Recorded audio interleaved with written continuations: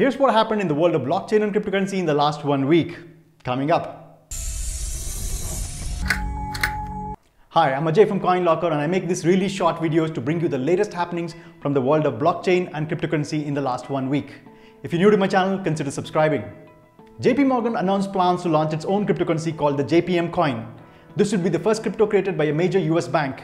It will be used to settle payments between clients and each token will be redeemable for $1.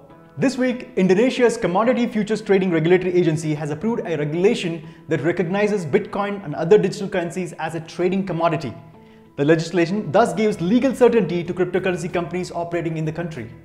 Oman's second largest bank, Bank-Dho-far, has begun using RippleNet technology for cross-border payments to India.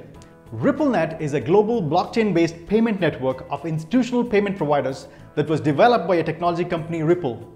Chinese mining hardware producer Bitmain has announced the next generation 7 nanometer ASIC mining chip. This new mining hardware is designed for mining cryptocurrencies such as Bitcoin and bitcoincash, and it consumes 28% less power than its predecessor. The new chip will be used in new Antminer models S17 and T17, which will be revealed later this year. The government of India has inaugurated a national cyber forensic lab, which includes cryptocurrency forensics lab to perform crypto-related analysis.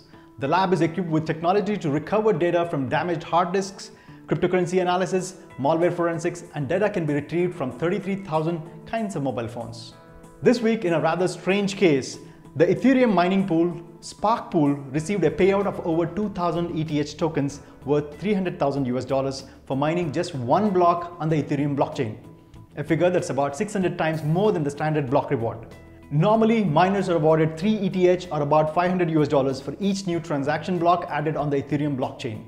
Blockchain security firm and crypto custodial service Bank-Dho has revealed plans to offer crypto insurance through Lloyd's of London.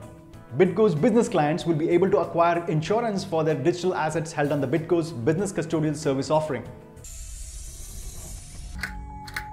That's all the time we have today, and if you want to catch the latest from the world of blockchain and cryptocurrency, be sure to hit the subscribe button. If you want to read the topics I just mentioned, please find the links in the show notes below.